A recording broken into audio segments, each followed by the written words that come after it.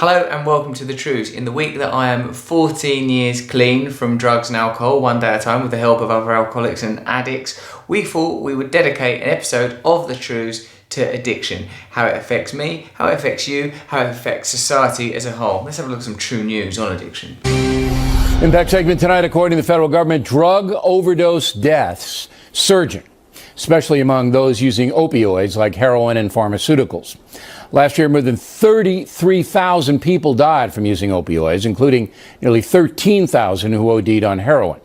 By comparison, gun homicides in the USA killed nearly 13,000 people. Bill O'Reilly, of course, using it as a subtle opportunity to say guns, comparatively, don't kill that many people. But there's nothing funny about how many people would die of drug-related deaths. Since 1980, deaths from drugs, alcohol, and mental disorders has tripled in the United States of America, and in England and Wales, they're at record highs at the moment. 1 in 7 Americans will experience a problem with alcohol or drug misuse in their lifetime. 20 million people in the States have current substance use disorders.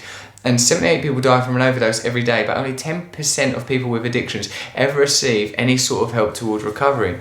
Recovery, of course, being the partner to the problem of addiction and the aspect of it that interests me most. There are many economic conditions, social conditions that lead to drugs. It's much worse to be a drug addict if you're poor. You'll probably have a worse experience of it, but it's a disease that affects people right across all strata of society. And aside from the substance misuse demonstrations or symptoms or realizations of the condition, there's people that have it in behavioural areas such as around sex, gambling, food. All manner of behaviours can be driven by this compulsion. What is this need? What is this thing that people are trying to medicate, assuage and deal with to such an extreme degree and with such negative consequences? Some believe the reason for all that hard drug use is that the Obama administration has played down the danger. It's not that. It's not. Let's just play down the danger.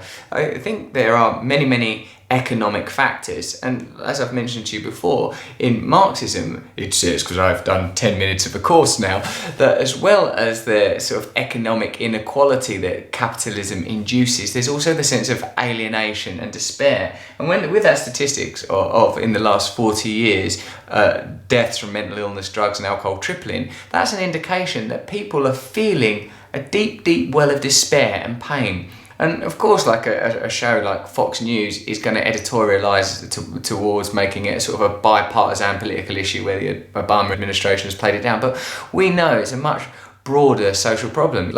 I feel pretty confident that if you're watching this, you've probably yourself got some sort of addiction issue or you know someone who's affected by it. And the positive side to it is that there is a solution to addiction. The problem is that the conditions that create addiction are getting worse and worse and more common, so you're more likely to deal with it, and the message of recovery is not being received, it's not being talked about, and we're creating a society where addiction is almost one of the most obvious cures to the problems of being alive today. That message from the president has gotten through, and many in this country, it's not a big deal anymore to become involved with hard drugs. So what we have in America is a soft policy toward hard drug involvement. And that's why drug overdose deaths are surging. It's interesting the point that you intersect with crime. Is it a crime to deal drugs? Is it a crime to take drugs? Is it a crime to create a society where drug use is necessary palliative to the problems of being alive in the world? And if you have a utilitarian approach, that means a useful approach, an approach that's designed to solve the problem, then you have to start thinking, well, what is it that would actually address this or alter it? There's a lot of talk about how inequality and poverty exacerbate drug abuse. There's a lot of talk about how incarceration is a tool of managing sort of broad social problems. There's a really interesting quote here. There's a few pieces of information that you wouldn't mind. The government spends tens of billions of dollars on policing and incarcerating drug offenders. It's ineffective economically. And then there's a very curious and fascinating and sort of intuitively honest quote from one of Nixon's advisors, President Nixon's 70s, in case you're a young person, John Ehrlichman, who in a recently unearthed interview said that the war on drugs was created as a political tool to fight black people and hippies. This is a direct quote from this Earl Rickman, who I won't try and do an impression of because I don't know what he's like. You understand what I'm saying? He goes, we knew we couldn't make it illegal to be either against war or black. Imagine that meaning. We can't make it illegal to be against war, can we? No, I don't think we can. Can we make it illegal to be black? Oh, no, sadly no. But by getting the public to associate both hippies with marijuana and blacks with heroin, and then criminalising both heavily, we could disrupt those communities. We could arrest their leaders, raid their homes, break up their meetings and vilify them night after night in the evening news. Did we know we were lying about drugs? Of course we did. That's the kind of thing that makes tremendous sense to a lot of people that have looked into the laws around addiction and the problems around addiction. That it's a mental and social, it's a social disorder to a point, but it begins as a mental and emotional and spiritual disorder. People that take drugs and drink to excess are trying to deal with a spiritual pain and emotional pain. And these spiritual and emotional pain is deeply exacerbated by the materialistic conditions that we live in. Living in a world where you think that your problems can be solved by consuming in some way or another. In a way, addiction is just the extreme conclusion, a natural endpoint to a culture that tells you that all of your problems can be resolved by purchasing, acquiring and consuming. The more and more you recognise that problem, speaking from personal experience, the more you recognise that you can't reach any kind of spiritual solution by consuming, the more it seems obvious that you've got to try more and more extreme measures to deal with your inner malady. Joining us from Washington, Charles Krauthammer. And you say? I think Obama simply reflects the zeitgeist, the general feeling over the last 10, 15, 20 years that drugs are a personal choice, that we should destigmatize it. It's very important to stigmatize certain things. Is stigma's ever going to work? We need some more stigmas around this. It's surely not the answer. And also there's such a tendency towards conservatism and control, like that's always seen as the solution to everything. Just control things. It's because people have been told that taking drugs is fun. Just for a moment, I once went on a drug raid into a crack house, and it was like kicking a door in of a cancer ward. It really was. People would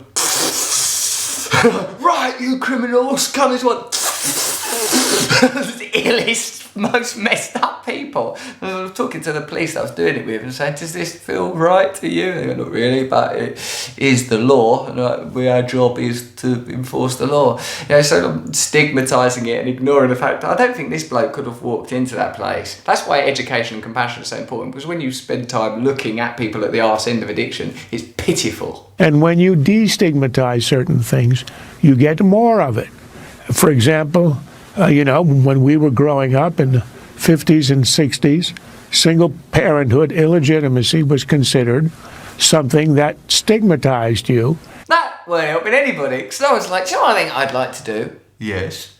I'd like to raise a child, go on, without any help from another person or potential breadwinner.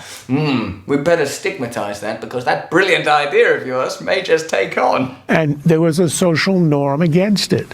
You can do all you want with laws, but when social norms erode, then that's right. things That's change. exactly the way I feel about it. A couple of twerps sat there talking about drugs. I mean, look at a pair of them. What do they bloody know? What's the point in talking to them about anything? Sat there in there pontificating and wondering about stuff. I'll tell you firsthand what it is. If you feel really, really sad and that you can't cope with the world, and then there's some substances you can get your hands on that take you away from that feeling, you'll do it. And if it works, you'll do it more and more and more. And if it's expensive, you'll do what it takes to get your hands on that substance. It's not complicated. The only things that stopped it was recognising, one, that it didn't work, two, that it was possible to live a different way, and three, that if I accepted help, it was possible to change. There's the argument right there. What I didn't need is two sort of bigoted guys in suits sat in a studio telling me what an arsehole I was. Also, as you know, there is a move to legalize marijuana all over the nation. And if you think that hundreds of thousands of people have not graduated from pot to hard drugs, you're an idiot. I'd like to argue with Bill O'Reilly on that point, but that is my exact personal experience of drug use, was graduating from marijuana to hard drugs. So on that point, at least, I do agree with Bill O'Reilly. But where I differ is, of course, that what's required to treat it, not from some airy-fairy, touchy-feely perspective, but from a practical perspective is to understand why people are using drugs and to start treating the problems that lead to it.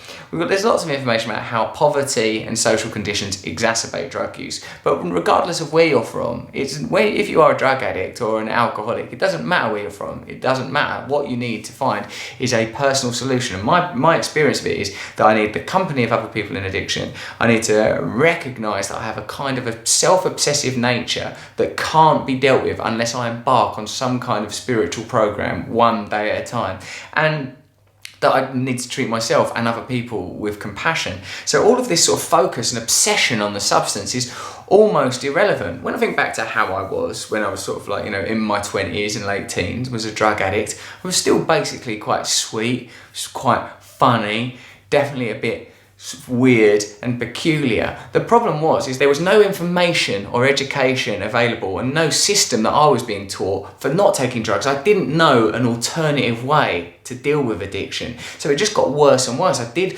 start from being a pothead, started taking recreational drugs, and then, what are known as sort of hard drugs and class A drugs.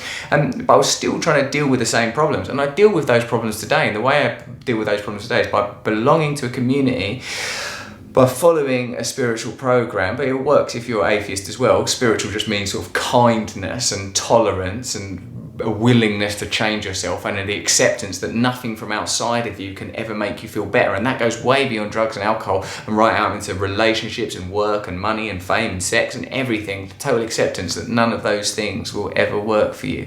And when you look at addiction like that and mental illness like that, what you realise is the right messages are not available. So you can't treat addiction as something that's got to be sort of crushed or pounded down or grounded into. You have to look at, what is this basin? What is the crucible? What is the fulcrum of these conditions? It's a society that tells you that you have to be successful as an individual, that your feelings are secondary, and that the way to solve all of your problems is by acquiring things. If you look at how often you receive that message over the course of a day, it's bamboozling and baffling even to contemplate. Even if you sort of stay in your house all day, the message will hit you. You should have these trainers, you should have, this is what you should do, this is what you should be drinking, this is what you should be look like. It's so perpetual that it exists as a rhythm in your head. We live in a culture that has closed the door on the mystery, has closed the door on the metaphysical, has closed the door on the spiritual. So all that's left is a kind of bleak mechanical nothingness that's trundling towards the grave.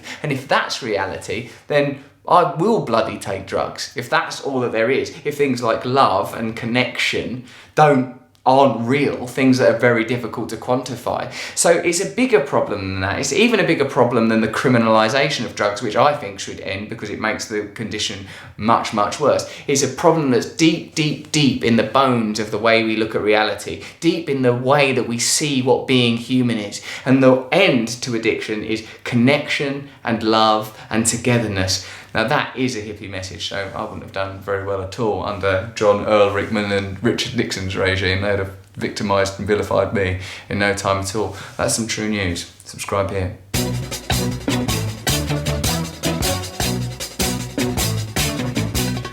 Nose is a tool that is abused to fool you and to leave you scared and confused. Trews is like the nose. If the nose was true, I want some Trews. Let's have some Trews.